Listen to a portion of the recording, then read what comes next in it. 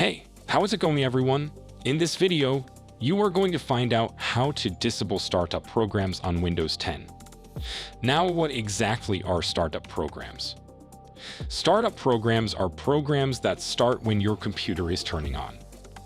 So if you have too many startup programs, starting when a computer is turning on, this will lead to problems, and it will take your computer longer to load the files when it is turning on. So it's really important that you keep startup programs in check, and it is very important that we disable unnecessary startup programs that you don't need. So we're going to find out how to do this. There are many ways to do this as long as you access Task Manager. You can click on the Start button right here and type Task Manager in the search bar. Then click on it and it will take you to a Task Manager. Or you can just right-click on your taskbar and click on Task Manager. Now, if when you open the Task Manager, it shows you the small screen, simply click on More Details right here. And now click the Startup tab.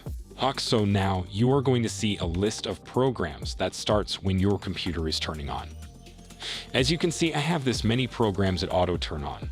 If you've had your computer for a while, this list would be long. Now, pick a program that you don't want to open when the computer turns on. For example, I want to remove Skype, and I don't want this program to turn on when I open my computer. So select it and click Disable. So once I click Disable, this program Skype can no longer start during the startup.